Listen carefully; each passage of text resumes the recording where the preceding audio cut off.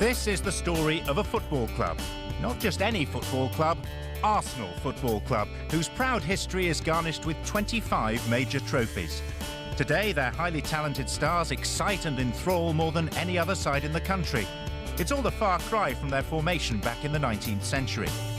In October 1886, 15 workers from the Royal Armaments factory in Woolwich formed a football team. They called themselves Dial Square after their place of work, and 2 months later played their first ever match against Eastern Wanderers at Millwall, winning 6-0. Shortly afterwards, they became Royal Arsenal, and on January the 8th, 1887, played their first game on Plumstead Common against Erith. This was the side. The key figures were founding father David Danskin and keeper Fred Beardsley, who provided the first kits, courtesy of his former club Nottingham Forest. From then on, Arsenal played in red. In 1890, the club won its inaugural honours, doing the treble of the Kent Senior Cup, the Junior Cup and the London Charity Cup. And a year later, the first moves were made to go professional. Jack Humble was the driving force behind this bold step. The decisive breakthrough into the league came in 1893, and the football map of England changed forever.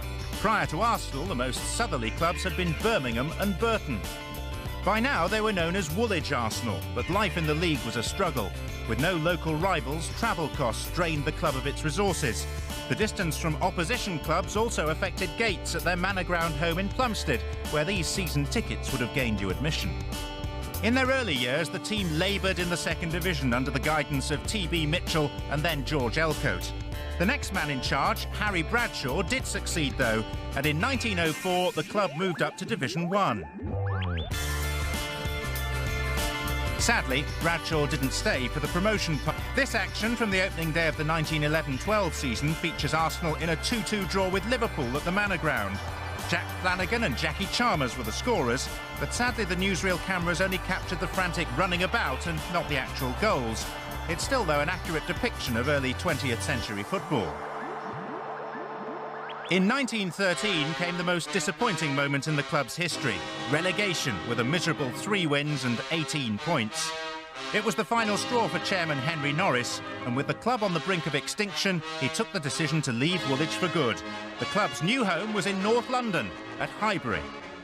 League football was suspended after 1914 because of the First World War, and when play resumed in 1919, most would have expected Arsenal to still be in Division 2. But negotiations led by Chairman Norris resulted in the Gunners taking their place in the newly extended Division 1. Leslie Knighton was the man in charge for the new era, although he had to work to the specific instructions of Norris, who allegedly forbade him from signing anyone shorter than 5'8". The first game of the 1919-20 season saw Arsenal take on Newcastle at Highbury. 40,000 packed into the ground on the day, but most went home disappointed, with the visitors winning 1-0. It set the tone for the following 6 seasons, as Arsenal failed to match ambition with achievement. For the upwardly mobile Sir Henry Norris, it was hugely frustrating. The 1924-25 season was the nadir for manager Knighton. Arsenal needed a change. They decided to go for the best man around, and surprisingly, they got him.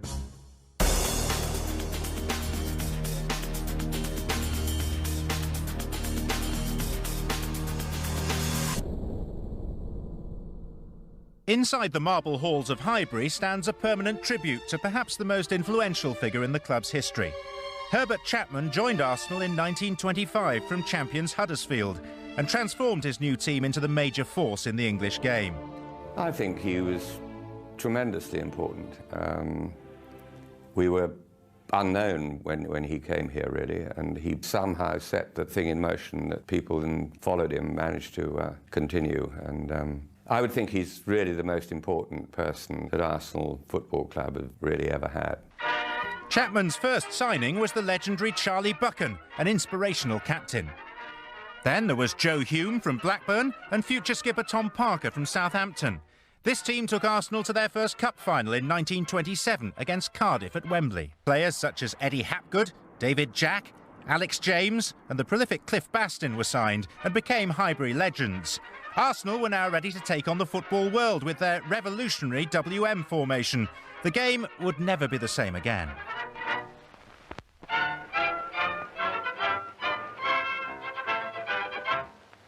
These are the Arsenal players from whom the final selection of the team will be made to appear at Wembley on April the 26th. I need hardly say how pleased I am we've won the Cup this afternoon. I'm very proud of the fact that the Arsenal's been successful in bringing the Cup south once again. La-di-da-di-da, la-di-da-di-da, all good pals and jolly good company. The first championship followed 12 months later in 1931, with Arsenal scoring an incredible 127 goals on the way to the title. The Gunners were a potent force, and everyone in the country wanted to see them at first hand. Many of those on the hillside have already paid admission to the ground. However, they think their view is better even a quarter of a mile away. Well, they know. In front of 67,000 people, this sixth-round FA Cup tie was finally settled by a header from giant centre-half Herbie Roberts. Arsenal were on their way back to Wembley, where they would meet Newcastle United. In a keenly fought north-south battle, it was Welsh half-back Bob John who gave Arsenal the lead, much to Chapman's delight. He was never one for outlandish celebrations. But the equaliser from Boyd was given in the most controversial of circumstances. From a high angle, it appeared winger Richardson had run the ball out of play before crossing, a fact confirmed by this artist's impression. Newcastle went on to score again and win the game 2-1, but defeat didn't keep Arsenal down for long, and a season later they went on to win the league, for the second time in 3 years. One important development was the new kit, their now famous white-sleeved shirts introduced in March 1933. This time the Gunners hit 118 goals on the way to the championship, and in 1934 the title again went to Highbury, but by then their inspirational guiding force was no longer around. On the 6th of January 1934, Herbert Chapman died from pneumonia. All of football mourned his passing, with the streets of North London lined with grieving fans. His legacy was more than titles and triumphs. He set standards that continue to this day at Highbury. In his time, he revolutionised tactics, training, the kit, and he even ensured that the name of the local underground station was changed from Gillespie Road to Arsenal. I think he was very much a revolutionary. I think he was way ahead of his time. I never knew him, but my father always said that he ought to have been Prime Minister. I mean, he was of such a calibre, really an outstanding man.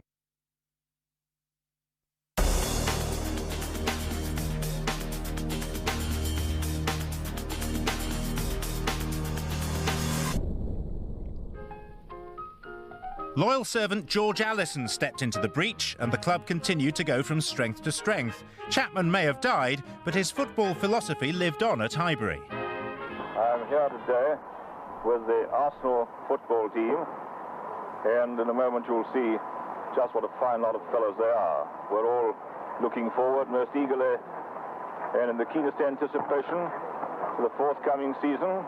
As league champions, we have the highest standard of football to maintain, and I sincerely hope and trust and believe we will maintain it.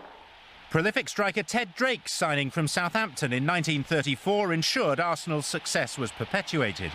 It was George Allison, and his very first signing, so maybe I might have been dear old Herbert's last, but I wasn't, but I was George's first.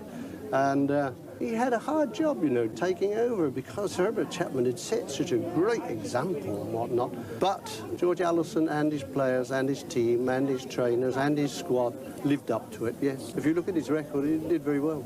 George Allison guided Arsenal to back-to-back titles, making it 3 in a row for the club. And about 70,000 at Highbury to see the Arsenal, last year's champions, play last year's runners-up Sunderland. 6, Arsenal missed out on the league, but still found success in the FA Cup. The semi-final against Grimsby was settled by Cliff Bastin's goal. The Gunners were back at Wembley yet again. The final itself was against another Yorkshire side, Sheffield United, but due to a dispute, no newsreel cameras were allowed inside the ground. Those not fortunate enough to be there had to be content with this very shaky aerial view of the match. Not the best angle from which to see Ted Drake score the only goal. The Cup was paraded around North London aboard an open-top bus the next day. There was good reason to cheer, and in 1938 it was followed by another league championship success, Arsenal's magnificent 7th trophy of the 1930s. There was no doubting the club's big box office status. Program, official program and James, thank you. Program, here you are, Trojan or Arsenal? Trojan. Yeah, what's in the corner? Wear your colours. What the Allison do you think I'm wearing? Up the Arsenal. Up the Trojans. Arsenal. Above all, boys, you must respect this amateur side. They're one of the finest amateur teams we've seen for years. They don't play your game, they play the attacking game. Ball goes up to Kirschen. He's racing on. He shoots, and a grand save. Corner against Trojans. Oi, Brad! Oi! Don't keep blowing that whistle. Blow your nose down it. Nearing the end of the first half now, and there's no score yet. Drake's onto it, over to Kirschen. This time it's a goal. First blood to the Arsenal, 1-0, and about 30 seconds to go for half-time. Even in the movies, it finished 1-0 to the Arsenal. Sadly, though, the team's success was curtailed by the outbreak of the Second World War. Normal football was suspended as the country's young men were called up for military service. Arsenal's star players were no exception. However, there were still occasional matches, and in 1943, Arsenal reached the wartime cup final against Charlton Athletic. When the team...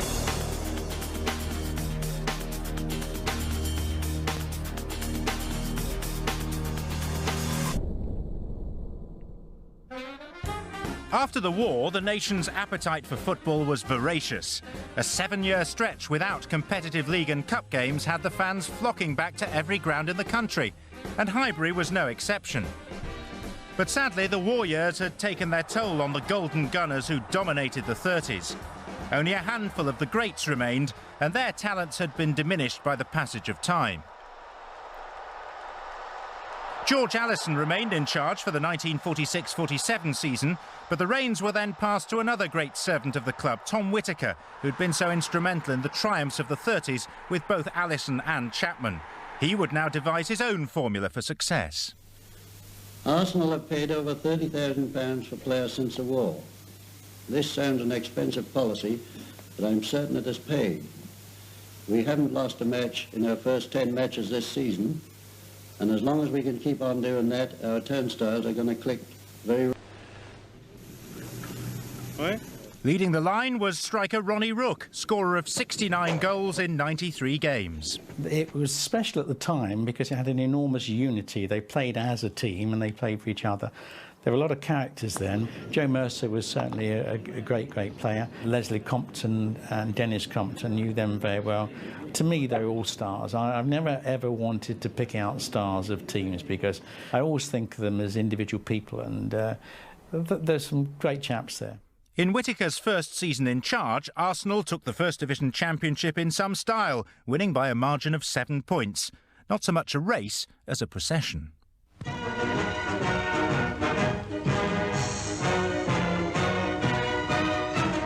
There were certainly a lot of people from Yorkshire as well as London who were dead keen on seeing Arsenal meet Leeds United at Highbury. When only 8 clubs are left in the Cup, Wembley is really on the horizon. As you see, Arsenal and Leeds supporters had their own ways of lending support. But there was still no score when Leeds kicked off in the second half, and the battle was still being fought out with determination by both teams. Then within 10 minutes of resuming play, the ball came in from the left, and Lewis scored for Arsenal. As Arsenal helped themselves to another Wembley appearance, captain Joe Mercer returned to his grocery store on Merseyside.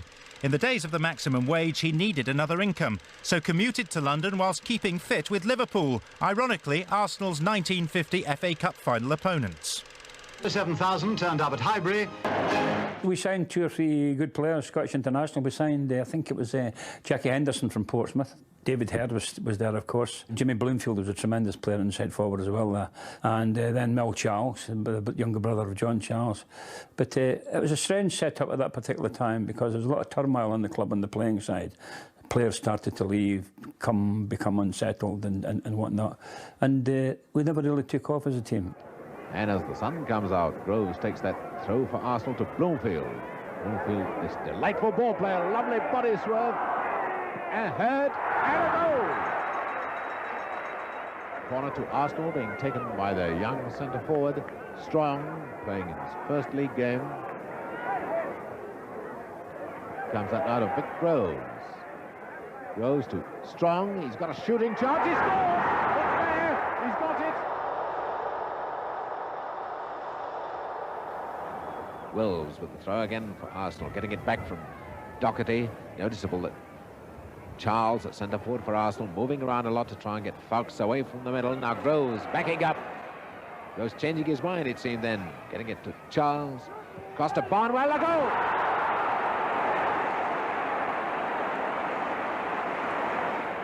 It's Violet. Violet to young Giles, beaten brilliantly by Doherty, up to Barnwell. And Arsenal certainly playing some lovely football. Now it's up to Hurd. And Hurd tries one. It's a goal! Manchester's throw into Charlton. Momentarily unmarked. Can he hit it fast enough? A great save by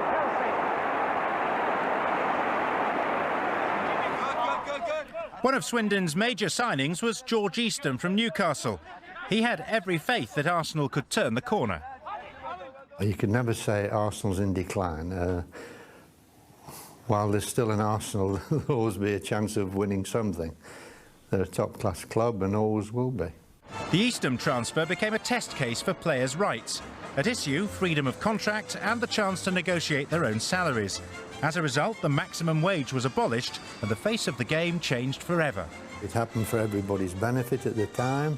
Players were allowed to earn a little more money than they had been doing or subjected to. Are you now proud of what you achieved for football?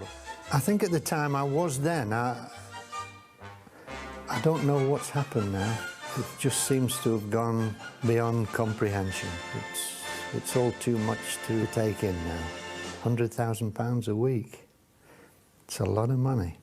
Billy Wright was a lovely guy. I used to come with friends or family and he would be 30, 40 yards away in Highbury, and he would go out of his way to come and say, hello everybody, my name's Billy Wright. Everybody knew it was Billy Wright, but it was a lovely way he did it. He never assumed that. He was never cut out to be a football manager. I really don't think he was cut out to be a manager. I think some players you've got to get stuck into and be strong with them. I don't think he was. I think there would have been better players if he had been tough with them. He was a super player, absolutely first-class person, lovely man, but he just really wasn't cut out for being a manager of a football club. England international Joe Baker's arrival from Torino embellished Billy Wright's already attack-minded side. The likes of Jeff Strong, George Eastham and George Armstrong conceded plenty and relied on scoring more. They may not have been successful, but there was hardly ever a dull moment. That's a beautiful ball to Armstrong. Is Baker?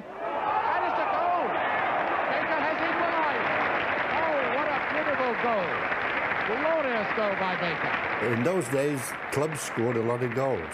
There was no shortage of goals, let's put it that way. We maybe scored 70, 80, 100. You beat a man, you had a chance to score a goal. This is Baker for Arsenal. Armstrong, outside leg. Up comes Eastham and he scores. Baker. Big ball to Strong. On to Anderson. Strong again. Eastham, it's good return, a fine move and a lovely goal by Strong. A lovely goal. Armstrong, Eastham close to him. Armstrong and the goal, an equaliser by Baker. Up comes Story, the left back. Scott moving in, and he scored!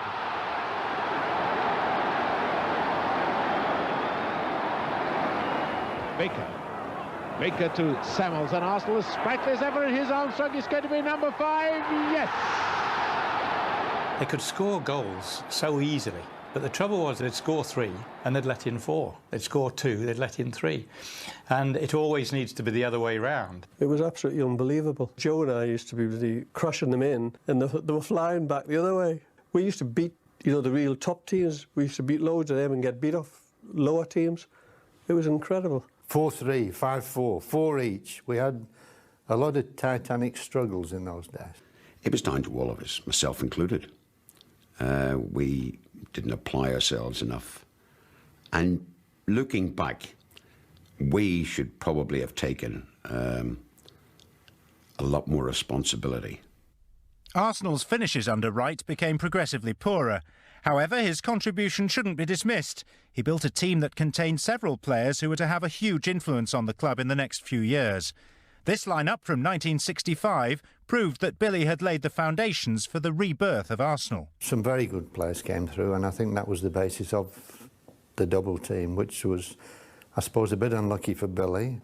Although his record was poor as regards winning things, he didn't win anything, the fact is that he laid the basis for a side that developed in the late 60s and the early 70s that over a period of 6 seasons came first or second, and virtually every member of that squad was brought to this club by Billy Wright.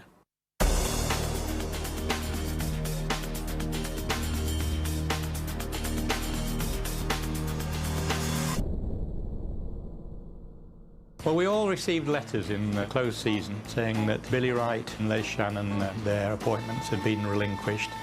We weren't surprised that Billy had gone, and we were surprised that they made an initial appointment of Bertie Mee. Typical of the Arsenal, there was names from all over the world who were going to come and take that job, and all of a sudden Bertie got the job, and because we all went, whoa, this is unusual. Oh, we couldn't believe it. I mean, Bertie was a little, what's the word for it, sort of a pompous little man, you know. He called you, OK McClintock and that sort of stuff. It was a bit like that, like Dad's Army type of thing. Even as a physio, he ruled that dressing room and that treatment room like a staff sergeant in the army. You know, I mean, he would bring you in at 9 o'clock in the morning for treatment. If you had a sore foot, you would exercise every single muscle in your body about 500 times before lunchtime. Then he would give you an hour off, and then he would bring you back again and do the same, and then he would let you go straight into the heavy traffic at 5 o'clock at night, so that in the future you didn't really want to get injured again. He was here as the physio, and it was felt that maybe this was the man that perhaps could get a grip of the team and get a grip of the playing staff entirely and lead us on, and he did, of course. I think the players, they responded to him as well. They responded to his discipline. They responded to him wanting things to be done properly. We realised we couldn't step out of line, whether it be almost anything. Certainly dress code. You know, he would have us in our ties and our jackets, and the gold gun was on there, and my goodness, you felt everywhere you went, you felt proud to be wearing this, and we blossomed. Bertie's appointment of Dave Sexton as coach was a big step in the right direction.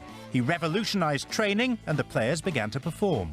Dave Sexton was just what the club needed at the time, because the club was a little bit low, and Dave came in with a lot of fantastic ideas, training ideas, very enthusiastic. Used to go over on a Sunday after our Saturday game to watch teams like Inter Milan and AC Milan. Go over there on the Sunday, watch the games, perhaps watch training sessions, come back with a lot of new ideas. Still Samuelson, he's got a bang on him! Oh, magnificent goal! John Samuels! His first goal of the season! And Dave Sexton was absolutely brilliant for forwards. Possibly not as talented with the defence. He'd sort of work half an hour with the defence and like 6 hours with the forwards under Dave. George Graham. That's aimed towards Radford. Up he goes! Oh, Radford! My goodness, what a leap! And then Dave left, went off to Chelsea, and Bertie gave me the job. But he gave me my freedom to work with the players. Don, from day one, got stuck in there. He's a guy who literally, if you've played well, he will grab you and hug you, and he will make you realise that you've contributed.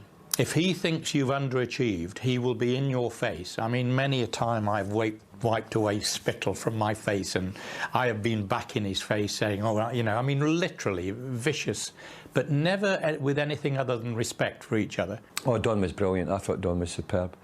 You know, he was my next door neighbour, but we nearly came to blows many a time. At meetings on the Monday morning or at half-time on a Saturday, and, you know, no holds were barred. Mee's first 2 seasons in charge ended in comfortable top 10 finishes. The team continued to evolve, with George Graham arriving from Chelsea and Bob McNabb from Huddersfield Town, 2 important additions to the squad as Arsenal reached the 1968 League Cup final. Arsenal kick off in the second League Cup final to be held at Wembley. Arsenal, with 7 league championships to their credit, against Leeds. Leeds have already been so near to winning the League Cup, as well as the FA and the Fairs Cups as well. Arsenal's John Radford, 7, and David Jenkins, 8, soon to be frustrated. Up to now, frustration has played a major part in the Leeds story. Then a corner taken by Gray. It headed out, but straight to Cooper, who put it hard and fast into the back of Furnell's net.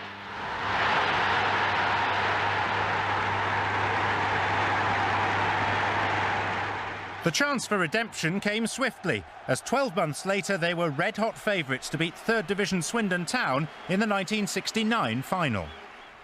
I remember the week prior to that, I think 3/4 of the lads went down with this virus. We had a flu bug or something at the team. I, amongst others, got out of bed on Thursday to play the game on the Saturday.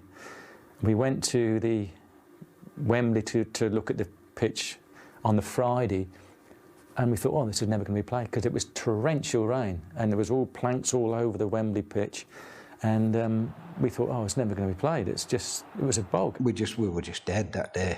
Didn't really play. Pitch was terrible. It was heavy. Worst thing that could have happened, like, you know, when you've all been struggling for a week or so. What a terrible mistake by Arsenal! Graham now cooled off in support. Can Gould get to it now? It's a goal by Gould! And my goodness, is he not pleased with life? Bobby Gould! And they are really happy. He's crying. Bobby Gould is crying. Then we went into extra time, which was the last thing we really wanted. And to be fair to Swindon, yeah, they outplayed us in extra time. And you have to say, deservedly went on to win the game 3-1. It was a nightmare.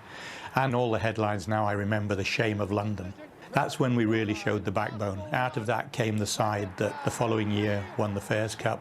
The worst thing of all was that the last triumph at this club prior to our era was 1953. We were always being reminded of the great teams of the 30s and the 50s, and quite rightly, I mean, they were very successful. There was these photographs on the wall of people like Joe Mercer and the Comptons, and when the club were winning things in those days.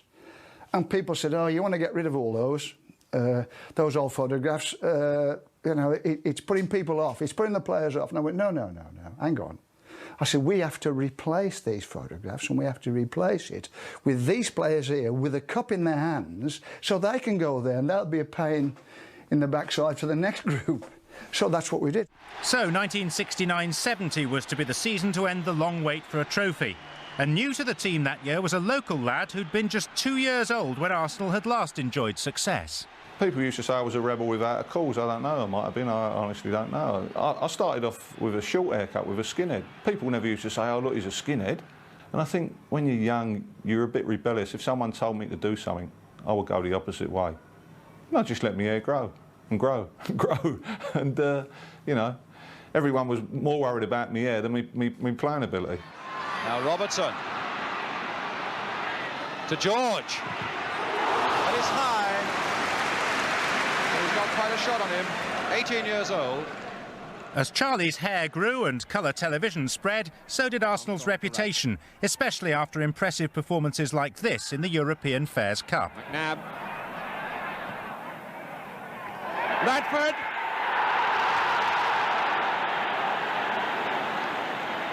Wonderfully well taken goal.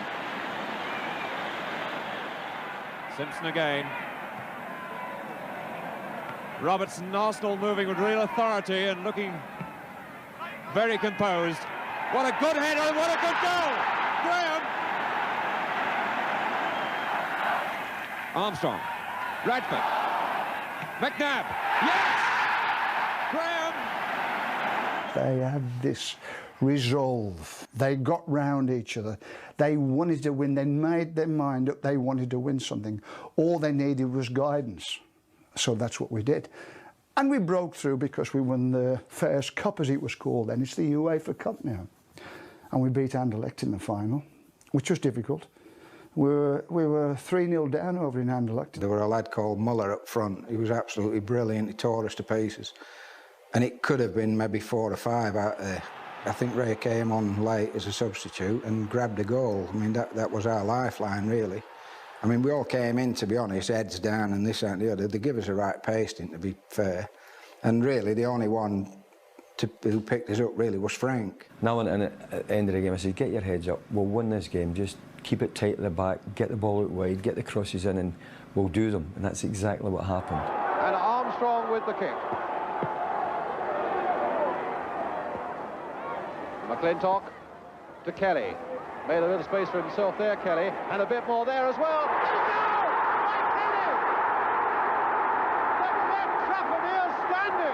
George Graham to Bob McNabb right up. Can he turn it back? A good cross there from McNabb.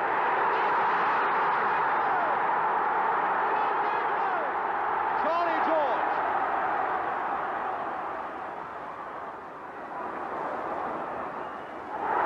And now it's Samuels going in hard. And a great goal by Samuels! 3-0! Oh, that was a tremendous goal by Samuels!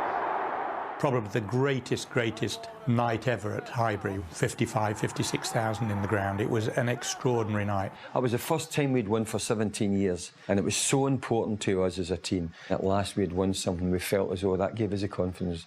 And that's what happens with a lot of teams. They need a win behind them, a cup or something, and then they can go on from there.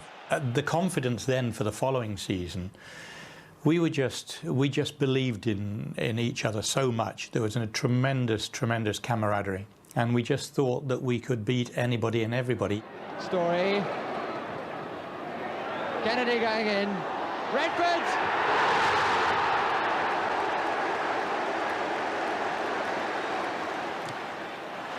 That's a good ball from Graham. He's got 3 on the far post, 1 coming across the nearest Kennedy. From Armstrong. Rice. Kennedy! Perfectly placed by Rice. Perfectly taken by Kennedy. We had a good squad, you know. We never had great individuals, but collectively of a team, whatever we did together, and that was the strongest point of the team. The camaraderie among the players was first class, and I think the outstanding coaching and the man management of both Don and Bertie Mee, that really added to the total picture.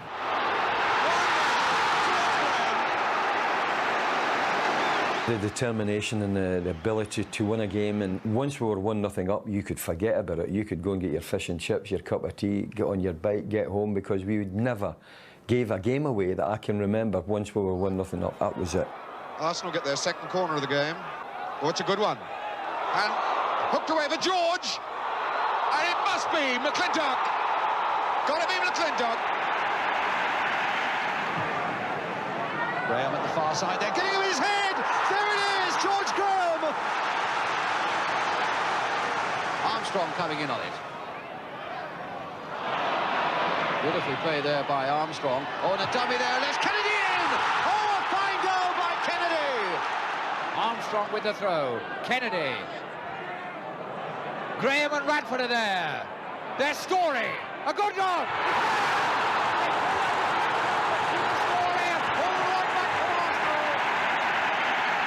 To take the corner. It's a good header, it's there, Graham! Radford.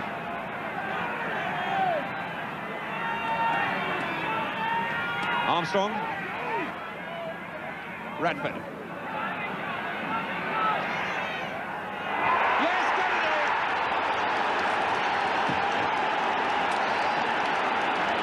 Now for Armstrong. That penalty area is so crowded. And Radford going in. And Kelly! Kelly has done it!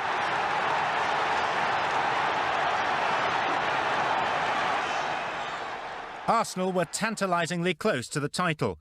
The only task left was to avoid a defeat or a score draw in their final game against Spurs. And we played Tottenham, at Tottenham, naturally our big rivals. There was 40,000 at least locked out that night, and I think there was close to 50 or 60,000 at Tottenham. I mean, it was a massive crowd. I mean, it was an extraordinary pressure, and you were playing a club that were not only your biggest, fiercest rivals and remain so in local terms, but the only club that had achieved the double in that century. It was like a cup final, really. But the feeling was unbelievable, and you know, to win there 1-0, and Big Ray got a great header. I mean, everybody said, well, did Tottenham lie down? They didn't lie down. I mean, they were at us right up to the final whistle. After the match, we were in the dressing room, and the commissioner came in and said, Mr. Mee, they would like you to go onto the pitch. So I said to Bertie, Bertie, look, I've just come in. I wouldn't go near it.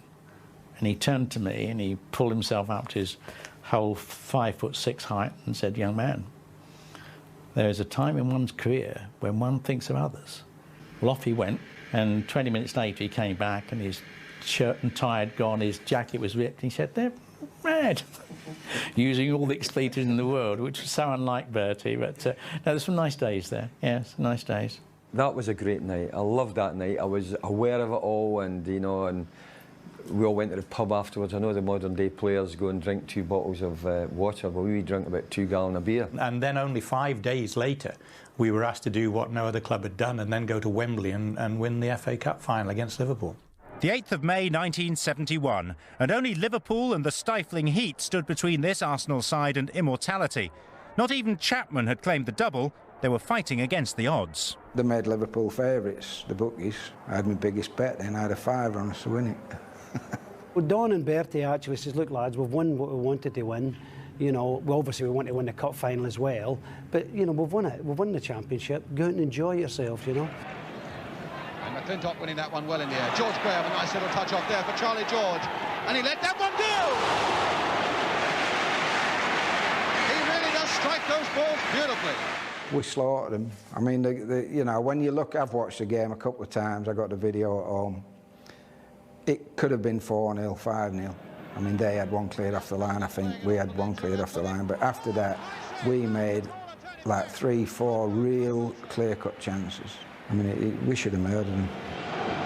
McNabb, and now Radford. Oh, trying to lift that over Smith's head. He lifts it forward for Kennedy. Oh, what a miss! That was some fine work there as Kennedy applauding his fellow striker Radford. And now the corner. There again by Graham, and Liverpool in terrible trouble until Larry Lloyd finally gets it away from Graham's header. But I thought we were fitter than Liverpool, and we got young people like Eddie Kelly and 1 or 2 of them, and they just needed stimulating at the end of the game. There was no like, come on lads, you can do it. It was like, hey, you come on, you. I can remember Emily Hughes, who plays for Liverpool that day. He'd gone. The heat had done him. And of course we're saying to Eddie, go on, get on your bike, get in the box, go on, go on, go on. We went a goal down when Bob Wilson anticipated a cross. I thought I'd get that in. I contrived to get my angles wrong and give Liverpool the lead, courtesy of Steve Highway's goal.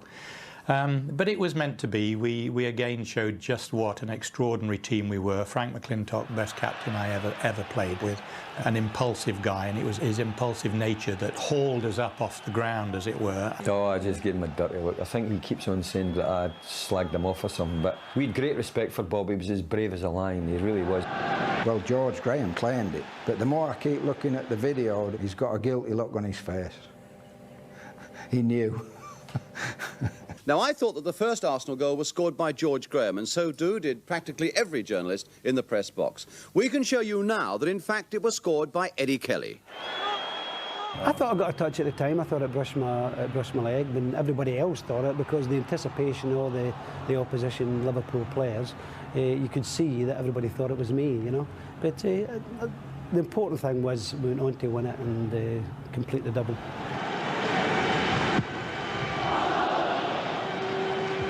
Graham, Radford, Charlie George. Radford. Oh, Charlie George, who can hit him.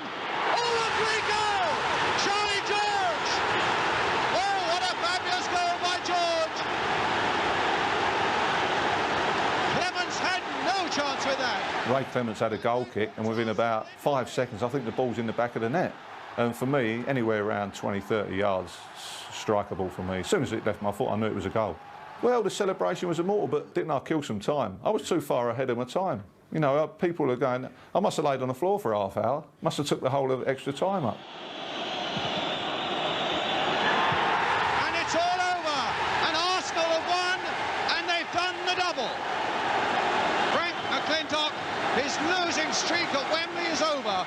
It took me 5 times before I actually won it, and when I did win it, I was so knackered that I didn't even enjoy it. I'd played 66 competitive matches that year, never was substituted once, plus I played 6 pre-season friendlies as well, so that was 72 games. And I used to shout and bawl during the game, and it used to be 60-odd thousand people here every game. Well done, pat them in the back, kick them up the backside, maybe try and change tactics. So you're expending an awful lot of energy all the time through the games and that, you know, and I was like an empty shell, going up to pick that cup up. It should have been the greatest moment of my life, and yet I was so tired I didn't enjoy it as much as I should have done. What a smile.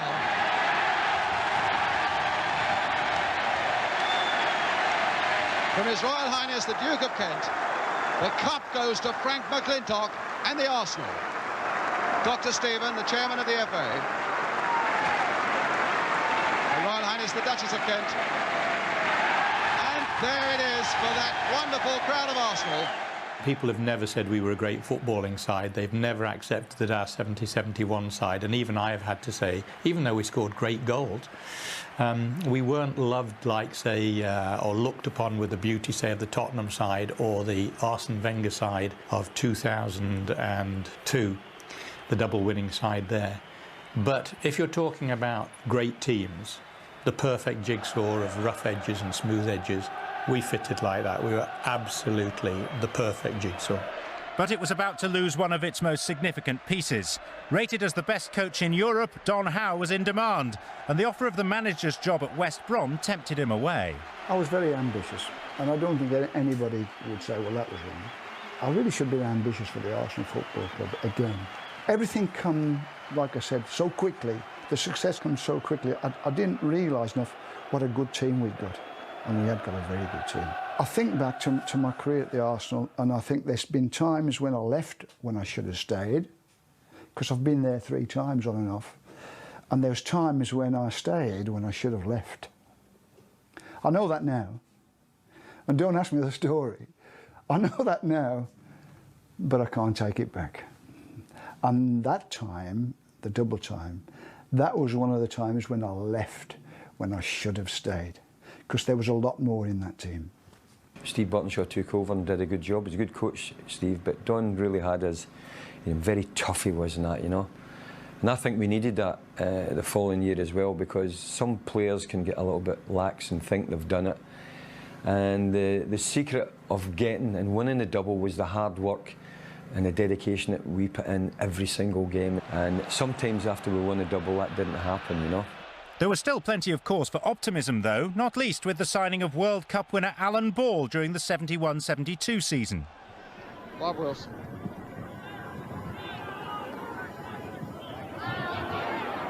Kennedy. Story. Bradford. Kennedy moving to his left. Fine goal!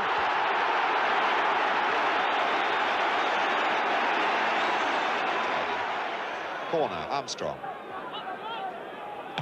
Oh, what a shot from John Roberts! John Roberts! That's 1-0 Arsenal. John Roberts, the scorer. Kennedy following it up quickly, and George Graham in there. A lovely 1-2 with Armstrong. Graham again, and a goal! George Graham through the legs of Harvey, but a magnificent 1-2. A magnificent 1-2 by Arsenal. Rice hitting a good one. Oh, a great goal! Pat Rice. Armstrong. Graham. A hard one across. Charlie George. Oh, and he's done it on the stroke of half-time. Charlie George. I personally believe that we could have possibly done the double the following year, but for us to say one reason or another, it didn't work out. But the quality was actually there. That side should have won more trophies than they actually did. Jones now for Leeds. And McNabb only half stopping him. Jones getting it across. And Clark going in. And Alan Clark has put Leeds ahead. In 1973, the title provided the main challenge as the Gunners moved into top spot, following this win over closest rivals Liverpool. No doubt. The cup rod. Ball stayed cool. stanchion at the back. Radford the target, and he's got it. They've got 2 against 1. Kennedy's there, and now he's by himself. Clements right out, and that is 2-0. But Arsenal couldn't sustain the challenge, and a disappointing run-in left them 3 points adrift of champions Liverpool. The collapse was to signal a breakup of the great double-winning side. We nearly did it again, you know, but we didn't do it. And then Bertie Mee thought I was getting too old, and he let me go, which broke my heart at the time. I think the team was broke up too early. The team should have been together for at least another 3 or 4 years because it was capable of winning things, that is for sure. The manager decided to break it up, brought in a couple of players, but that team should, in my opinion, should never have been broken up too soon. Bertie Mee tried to build a new team with a mixture of young, eager players and cut-price signings, but a consistent winning formula proved elusive. Story up there. Now Brady. Chance to cross in towards Kidd. Played back for Armstrong. Off it now. Ball. Yes, and a goal. 1-0 to Arsenal.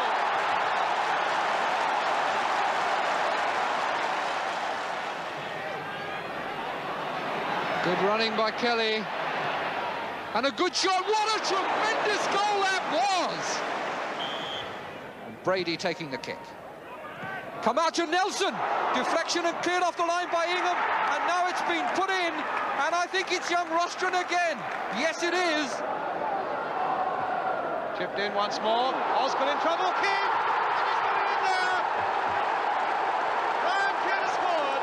Obviously, we welcomed the chance, you know. We wanted the opportunity to show what we could do. But on the other hand, I think it probably happened too quickly. And too many good players left. I think that we were going through an indifferent period then.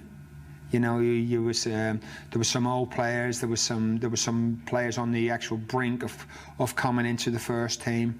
You know, so I honestly don't think personally that it was down to Bertie Mee. No. The general feeling was that Bertie had sort of done his time here, and it's a very stressful job, and I think it was felt that he'd got to a certain age when it would be better if he retired, and we pensioned him off. I hope the parting was amicable, and we saw a lot of Bertie after that.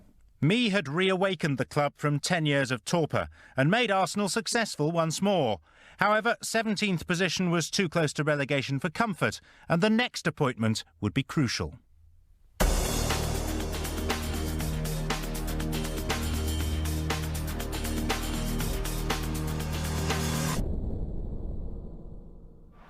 Despite having previously managed Spurs, Terry Neill was Arsenal through and through. He knew the traditions of the club as well as anyone. The phone call came again, which I couldn't resist, obviously, because Dennis Hill-Wood, the old chairman, had been like the second father to me at Highbury. Knew his football, but he used to play the old duffer. He said, "Oh, I'm just the old duffer, doesn't know anything about it. You're the experts, get on with it." In an attempt to recapture the glory days, he pulled off one of the most audacious transfers of the decade.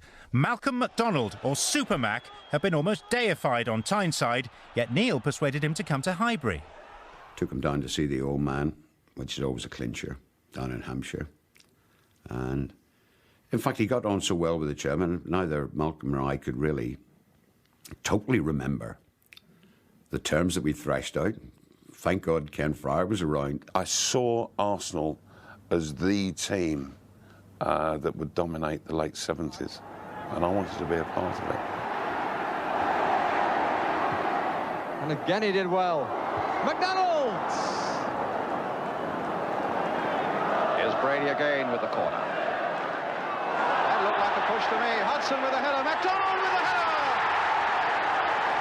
And they've got that 2-goal lead again. McDonald the scorer. It's come to Alan Ball. McDonald getting up. That's the one he wanted. And how well he put it away. Stapleton's on the far side, so is McDonald. Stapleton, McDonald! Armstrong, Matthews is the player in the middle. Have to check to stop being offside. Here comes Ross. Stapleton on the near post. McDonald! And there it is, the man seems to write the football stories better than voice fiction, has gone and done it all over again. The club itself and the supporters, they just got into my blood. I loved it because it was such a professional outfit. The whole thing, everything from the very top with the chairman, and then it's Ilwood, filtering all the way down through everybody, down to the tea lady. Everybody had their job and they did their utmost to do it brilliantly. Not just well, but brilliantly. And you just felt honour bound to go and reward in every kick, every tackle, every challenge in the game. You just felt you had to do your absolute best at all times. In Neill's first season, Arsenal finished in 8th position, and although this was an improvement for the Gunners, the manager decided he needed help on the training pitch. So the prodigal coach, Don Howe, returned to Highbury. Both our wives thought for many years that we just should have moved in together and get married. We'd be working around the training ground all day, and as soon as I get home, I'm in the study on the phone ringing Dawn, and my wife Sandra's saying, "But you've been with them all day." Working with Terry again was good. He's always got a smile on his face. He'd always got a few words for you, and they were always Irish words. And he was good to work with. And here again, he was a little bit like Bertie in terms that he let me do the job. They were a great partnership, him and Don Howe. I don't think Don could do his job, and I don't think Terry could do Don's job. So it was a good partnership. The best thing he did was he went and he got Don Howe back from Leeds. And so we then started all over again with a completely new batch of players. That was Brady's pass, and a beauty it was too to Sunderland. Stapleton on the far post. Sunderland shots. Oh, it's in! He scored again. Divine, and a great header and a great goal by Price. That really was a beautiful goal. Nelson. Ultimate shot! And Cooper recovering. Still Sunderland. And turned in by Nelson.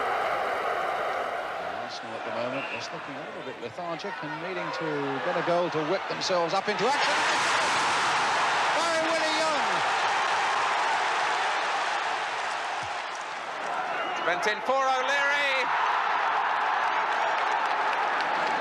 Price is right in there, and Stapleton's right in there, and what a goal! Frank Stapleton was beginning to mature into a really fine centre forward. Graham Ricks, a very good left-sided midfield player. At the back, Terry brought Pat Jennings in, who was a legendary Arsenal goalkeeper as well. He played nearly 10 years for the club, and he was outstanding. David O'Leary, a world-class centre-back.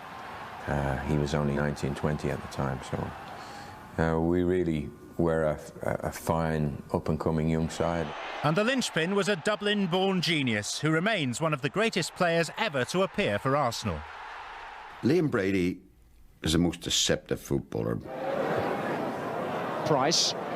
McDonald. Brady! A brilliant goal by a brilliant player. People to this day still remember him for his wonderful left foot. He wasn't just a skillful player, he was a great all-round player. Brady trying to get in there, might still get in there, Brady! That's a beautiful goal! Liam Brady, his second and Arsenal's second. Wonderful imagination for a footballer. Lovely playmaker. Wonderful things he did with his left foot. He could knock it all over the pitch. He could go up to people and beat people. I mean, these days, you're talking about these, do you ever see a midfield player who can dribble like Liam Brady? No! We used to give the ball to Liam Brady on the penalty area, and the rest of us then used to sort of just amble our way upfield, not worry about the ball, have a little chat as we were making our way upfield, and we all used to congregate on the edge of the penalty area on the far post because we knew the cross was going to come in. He was absolutely phenomenal.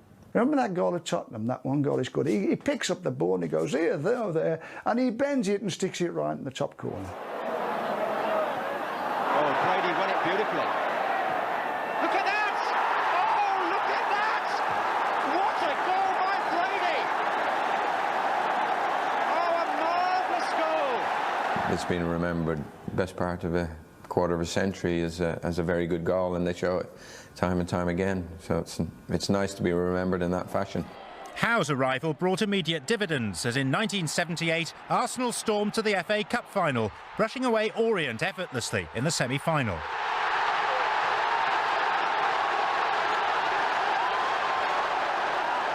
Rice going in, now McDonald, deflected again! And this time I think you've got to credit McDonald. This time it's Ricks taking men on, and this is where Orient looks so vulnerable. And it's gone under Jackson, and it's 3 to the delight of Graham Ricks. And that's the moment when they can see Wembley for sure. The first trophy for the new regime looked a formality on paper, but an inspired Ipswich Town defied the odds. Does Arsenal get us away? This 1978 FA Cup final. I was still learning. I actually made mistakes. There were 1 or 2 players that weren't fully fit, and maybe I should have been a little more ruthless. I don't want to take anything away from them and Bobby Robson, who was a big mate of mine, and they deserved to win in the game, but we were knackered. We were definitely running on empty, as they say. They only won 1-0, but it could have been 5. They were that good that day. So hats off to them. Well done, Bobby Robson. There were brickbats aplenty for Arsenal after that cup final, but in the following season's third-round tie at Sheffield Wednesday, it was snowballs that Pat Jennings had to avoid. Over the years, I mean, as a goalkeeper, you get hit with everything, like from door hands, the snooker balls, the bottles, darts even. So, I mean, the snowballs, it was just a distraction on the day, but at least it didn't hurt all that much. In the days before penalty shootouts in the FA Cup, Wednesday took Arsenal to an incredible 5 games. And there were other tricky ties en route to Wembley that year, not least a 5th-round match at champions Nottingham Forest. Stapleton and Sunderland just outside the 6-yard box. And that is a beauty by Stapleton! Shilton never moved to it. Price won it well, Stapleton. Oh yes, Greg Stapleton! He deserves the goal more than any other player on the field. And just look at the reception.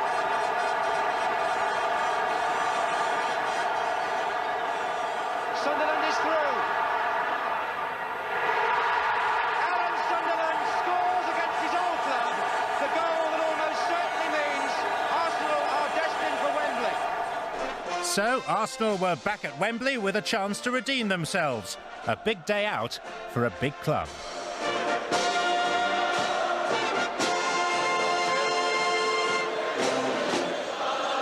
Look at him, what a beautiful, joyful face there.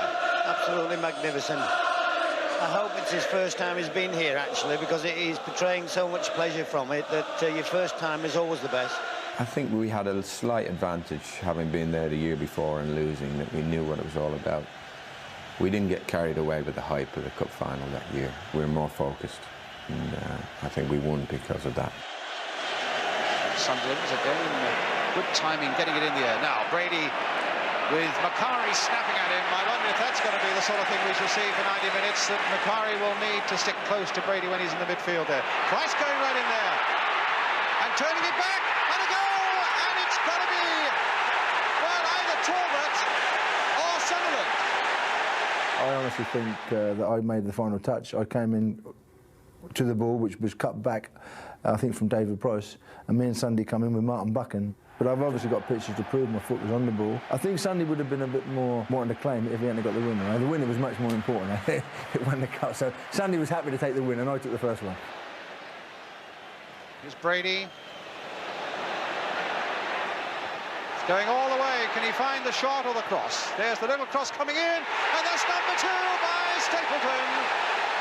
We were cruising at 2-0. We'd really dominated the game. We were in control, we were playing well, and all of a sudden, Man United got a lifeline.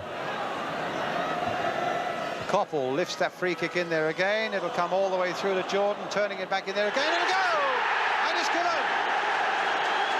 And McQueen is the man who claims it. And suddenly, United are back in the game with 4 minutes left. And who knows what might be produced in those 4 minutes. They got a goal back and we're still all right. And then, I mean, Sammy McIlroy came through. And to this day, I thought I was getting there. And he just got a total in underneath me, and that was 2 each. I mean, you can imagine the headlines. You could see the headlines the next day. Arsenal blowing it like. I often get asked, even these days, how did you feel?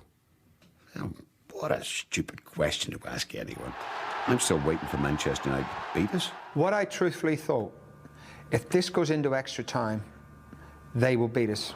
Friends of mine were saying to me they never seen our third goal because they had their head buried in their hands. They thought, we're blowing it.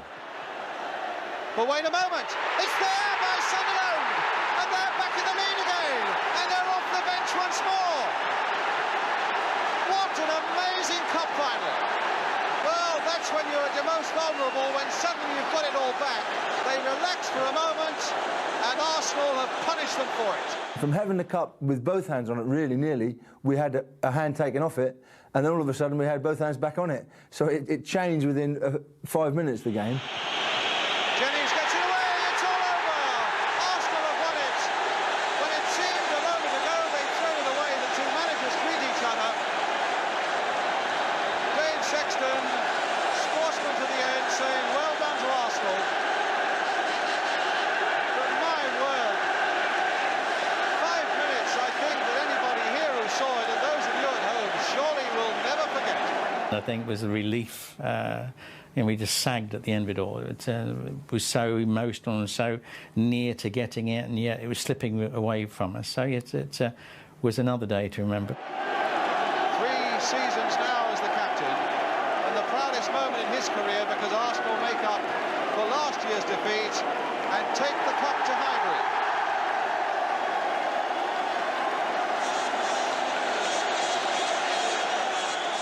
We bring Alan Sunderland, who gave us that tremendous climax. Alan, have you got any breath to describe that winning goal? Well, I can't remember much about it. I think Rixie beat somebody on the left, didn't you? Rixie? Rixie? Hello. You beat somebody on the left, didn't you? Talk us through the winning goal. I can't remember. I know. I just hit it over. I'm a bit tired, and I just come round the back. Stuck it in. And I thought Albertson were going to get a touch to it, like, but he just come beyond him, and I just got my foot. I can't remember how it happened. Not kidding.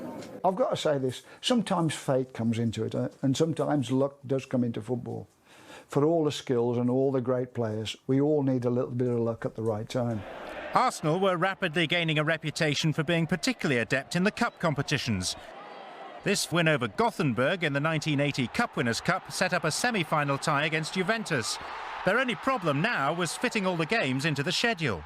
Now, Juventus had 10 days off. Our Easter programme was Southampton at home on the Saturday, Spurs away in the Monday afternoon, Juventus in the first leg, the Cup Winners' Cup on the Wednesday, and Liverpool at Hillsborough, FA Cup semi-final on the Saturday. I mean, they talk these days about pressure of games and everything like that. We just seem to be on a plane or a coach all season. The first leg at Highbury saw Juventus take the lead and score a vital away goal through Cabrini. Then an own goal equaliser from the head of Roberto Bettiger gave Arsenal a glimmer of hope. But the return leg in Turin still looked daunting. It's an unbelievable night, that. I think they were happy to just see the game played out for the 90 minutes and go through on the away goal. And of course, Vasson nicked the goal for us in the last few minutes of the match. And we walked past the Juventus dressing room, and there wasn't a sound coming from the dressing room. They were just devastated. That was one of the greatest victories in Arsenal's history, and we deserved it on the night. You know, I don't think Juventus had lost a European tie for many, many, many years in Turin.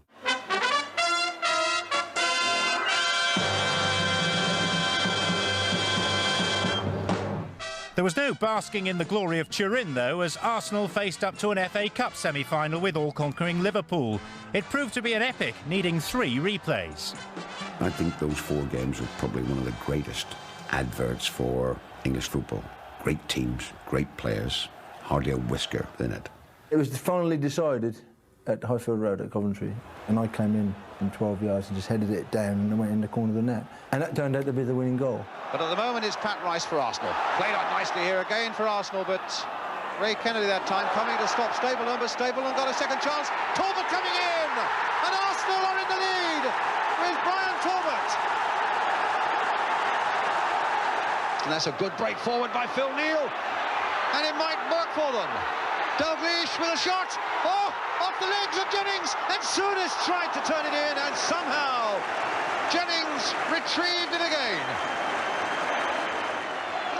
Liverpool's double is finished because Arsenal have won and go through to Wembley to meet West Ham on Saturday week. You think you've done the hard bit then, but what we didn't realise, the hard bit was still to come. Those semi-finals against Liverpool taken lots and lots out of us. I think by the time we got rid of Liverpool, it was, instead of a month's preparation for the final, it was about 10 days.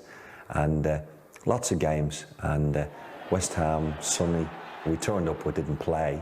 And quite rightly, they deserved to win it in a scrappy, poor game. Drained by their exertions, the defeat by West Ham was a bitter and unexpected blow. Now the side had just 4 days to regroup before the Cup Winners' Cup final against Valencia. We went to Brussels and thinking, OK, let's make up for a disappointment at the Cup final. I felt as though we did enough to actually win that. You know, we went at them more than they went at us. That's Karate following up, and Karate left his foot there a little bit. You could see the reaction of Sammy Nelson. Now Karate was first in with the foot there, and I think the referee may feel he's overreacting to the alleged retaliation, because these Spaniards are regarded as very good actors. But I think if there was anybody going to score in normal time, it was going to be us. I think we were still the team that were taking the game to the other team. Brady shot! Oh, he saved it! I think both teams cancelled each other out, and there was not a lot of chances in the game. And it looked like it was going to be a 0-0 ball, so it'd have to go to penalties. And the people who you think, well, he'll score, but he won. It was the opposite way around with us. And it's Mario Kempes, the man who won the World Cup for Argentina, against Pat Jennings, the man who's saved so many matches for Arsenal. You couldn't ask for two greater protagonists with which to start this unique competition. And Pat saved it! Oh, Pat Jennings has saved from Kempes! I saved the first one from Kempes, and then, of course, you know, you think, well, first, it's a good start.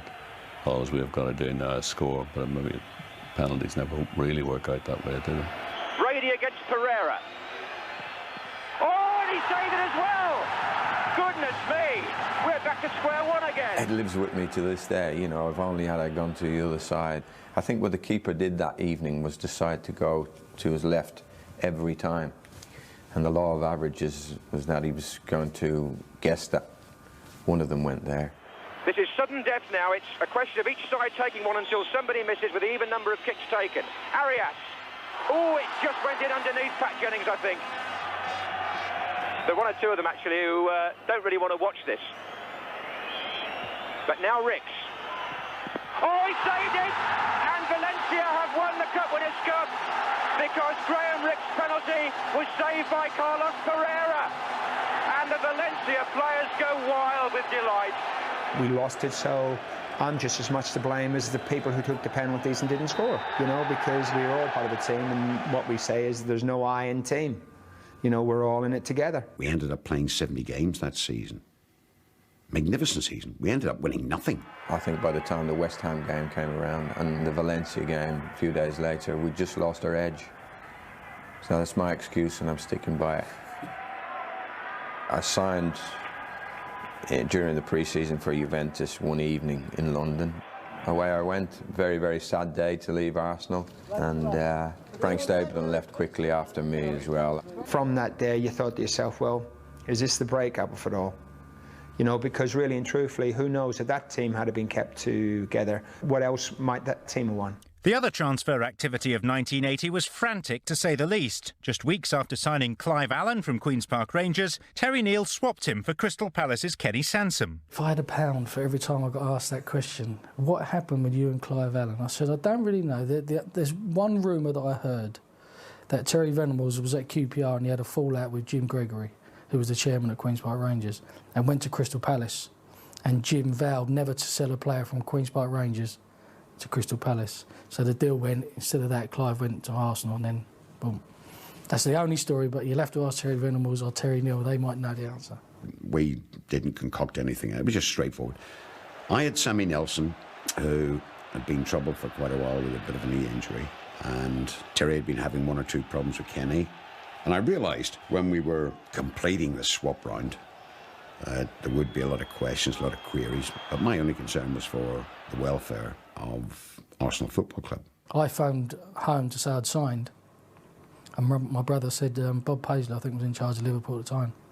He said, he's just phoned me, he wants to sign you. And I'd already signed for Arsenal. I made the right choice. Sunderland again. Arsenal have 4 waiting for the cross. Flicked on by Ricks. Sanson was right in there, and that was Gatting. And Arsenal go 2 in front.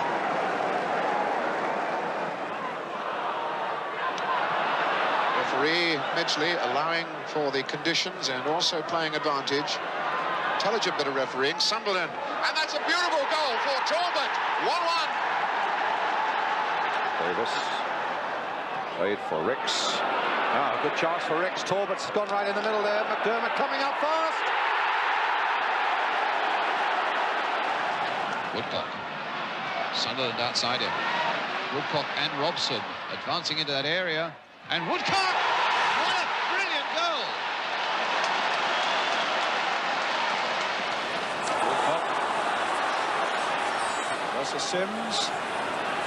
And Woodcock getting it through there. Oh! A fabulous goal there! Ricks laying it wide. Good period this for Arsenal. Sunderland. The ball broke for him nicely. Talbot trying to take it in! 2-0. Brian Talbot the second. 2 goals in a little over a couple of minutes have suddenly put Arsenal right in the clear. Flicked header there from Woodcock to Ricks. What a fine goal from Graham Ricks. That left foot so accurate.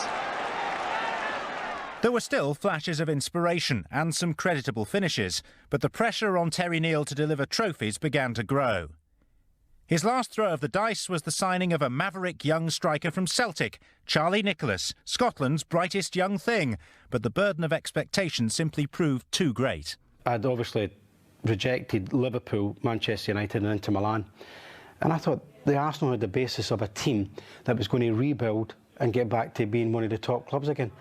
And that was the essence behind it for me, but they said that I was going to transform this club, which was doing nothing for 6-7 years. So it was difficult for me. But I was only 21, and here I was getting the burden of the pressure to say, it's up to you to make Arsenal great again. And a really big crowd here at Highbury today. I'm just wondering how many of them are drawn by the man wearing the number 10 shirt for Arsenal. Charlie Nicholas on the ball at the moment.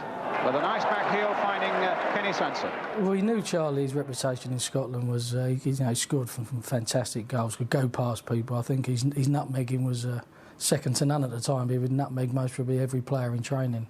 And I think there was a lot of expected of Charlie. Charlie came down with all this hullabaloo and a playboy image, really, and he was a great lad.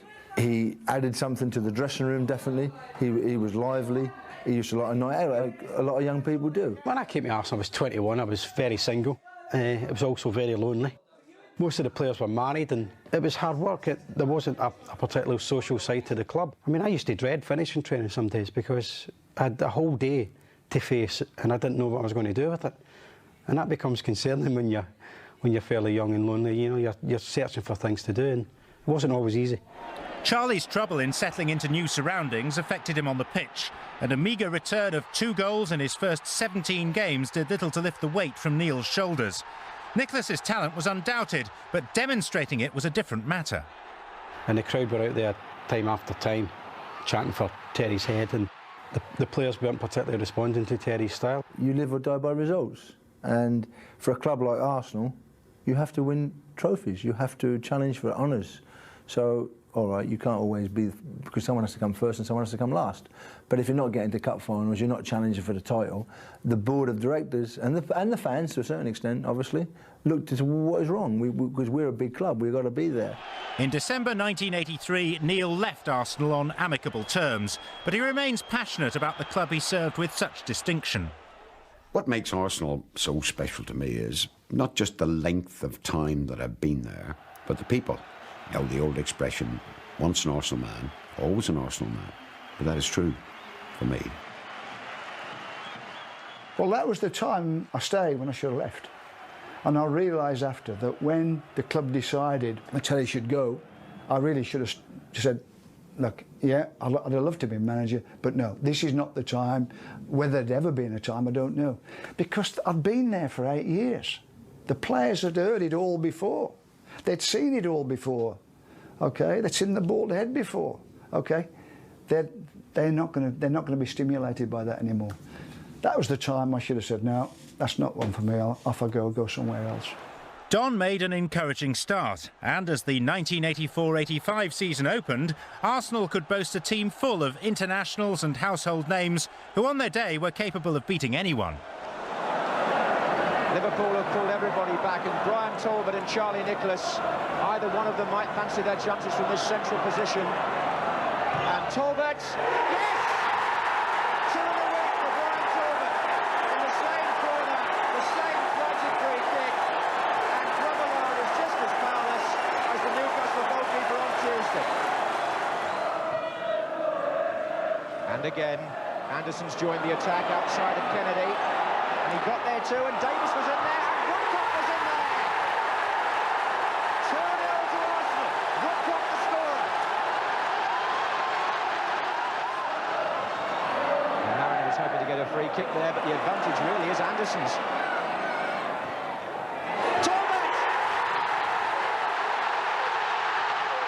Not everyone enjoyed Arsenal's style of play, though, and however unfair and inaccurate it might have been, Don's team was branded as boring.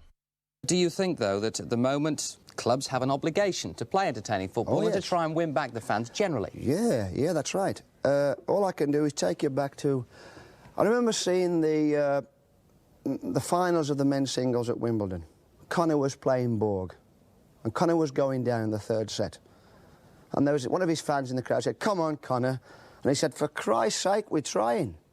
And that's exactly our situation. For Christ's sake, we're trying. Talbot for Arsenal.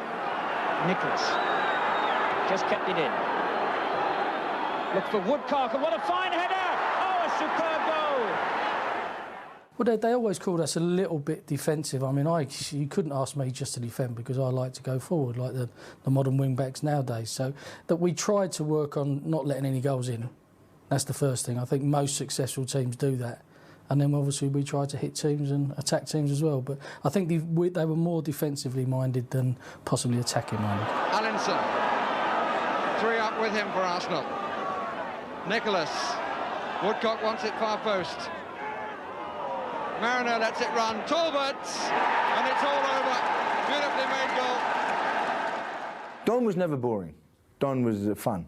I think he never came across as a fun-loving guy or a man who was telling jokes. And he did his job. And he made us aware of our defensive responsibilities. When we lose the ball, we all get behind it and win it back as soon as possible. We made the basis a fantastic side. But again, it came to the stage that once we started thinking about the game and Don started thinking, sometimes we need to be cautious rather than attack, we need to be cautious.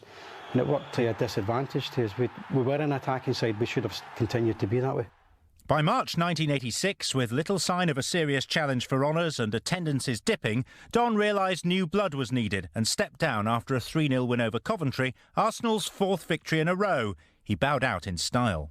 It's always a tough decision. You can't make it, but I thought about it. I thought it out. I chatted it over with my wife. I'd thought about it. I wasn't really happy with the dressing room. So having given all that kind of going to bed, lying in bed, what about the Arsenal, about that, how about this, all the things you do when you're thinking about things, I'd come to the conclusion, it's time to move on. Arsenal launched a search for a manager to bring some silverware to the plush surroundings and marble halls of Highbury. In the end, they turned to a man who'd been instrumental in the 71 double success and who, during his apprenticeship as an up-and-coming coach and manager at Millwall, had dreamed of returning to Arsenal to follow in the footsteps of the greats. Look back and see the past managers, the great managers. Chapman, who was the manager of the first Arsenal team to win a major trophy. And my dream and my ambition would to be actually to bring those times back here as a manager. And if I could emulate what they did in the 30s, I'd be a very, very happy person.